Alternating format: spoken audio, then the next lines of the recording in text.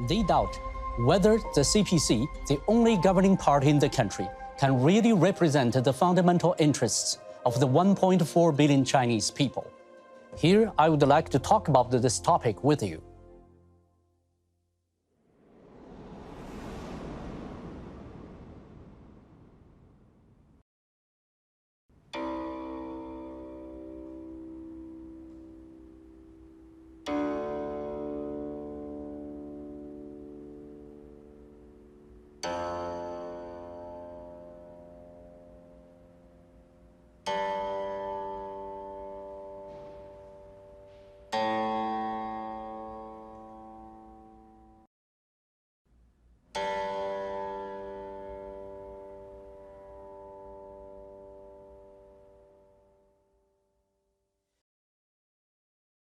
It is generally accepted that your genes and the environment determine who you are.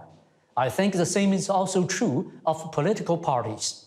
Western political parties mostly emerged within established systems due to divergent positions and interests with the aim of improving and operating the systems.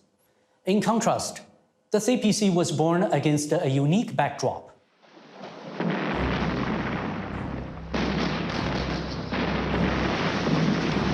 Many countries have been colonized in the history. However, after 1840, China was arguably in a worse situation than any other colonized country, as it suffered aggression and exploitation from major capitalist and imperialist countries around the world. From 1842 to 1949, successive Chinese governments signed more than 1,000 unequal treaties, which involved giving up land and paying reparations. Moreover, in the early 20th century, there were also acute problems within Chinese society, which are epitomized by the well-known legend, the white-haired girl. In the story, a landlord wants to take a tenant farmer's daughter as his concubine, so he charged heavy interest rates on the farmer's unpaid rent, forcing him to sell his daughter to repay his debts. Later, the girl escaped from the landlord's home and hid in the mountains. Due to a lack of salt in her diet, her hair gradually turned white. The legend reflects the cruel exploitations that farmers were subjected to, when agriculture is the mainstay of the economy and farmers constituted the majority of society. This is just one example. At that time, the Chinese nation was reduced to dire misery. The people lived in abysmal darkness, and society was torn to pieces. After numerous failed attempts by the Chinese people to ensure national survival, Marxism arrived in China at the beginning of the 20th century, bringing fresh hope to some intellectuals. Marxism holds that the people are the decisive force driving social development and the major force behind the social history. We will come back to this point later on. When Marxist theory combined with the Chinese workers' movement, the CPC was born. Therefore, since the party came into being, it has had one single goal, that is, to save the country and the people, to resist aggression, fight for national independence, and bring people freedom. Its genes are also very clear. It represents the interests of the Chinese people, including farmers and workers. This is not just lip service. The party has honored its commitment through its political program, policies, and actions. For example, multiple rounds of land reforms were carried out to abolish the exploitative feudal land system and allow rural people to own land, which is the very basis for their survival. Other examples include organizing labor movements and ensuring the right to equal pay for equal work.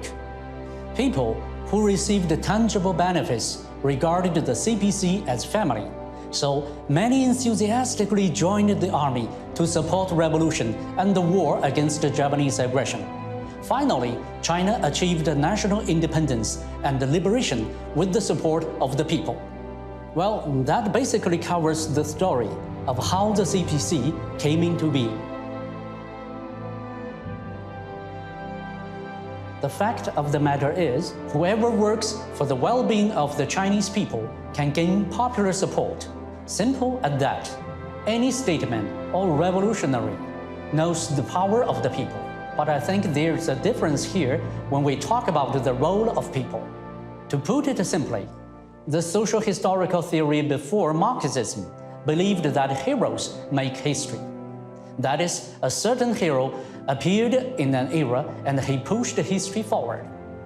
However, Karl Marx affirmed that the fundamental driving force of social development is the development of productive forces, and the main body engaged in production is the masses.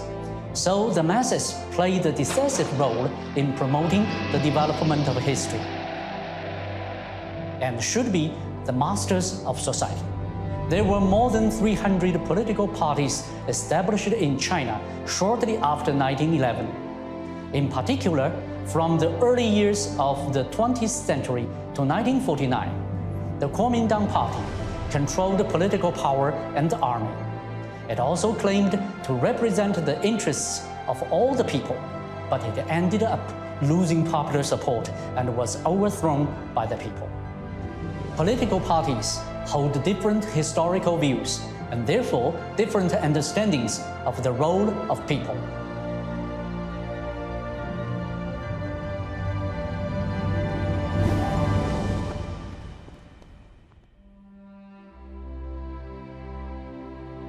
The CPC believes in Marxism. Representing the fundamental interests of all Chinese people is in its genes, part of its true nature, and the source of its strength. The ultimate goal of the CPC, whether that was when leading the Chinese Revolution or when governing the country after taking power, is to ensure the people live better lives. This, I believe, has been proved by facts.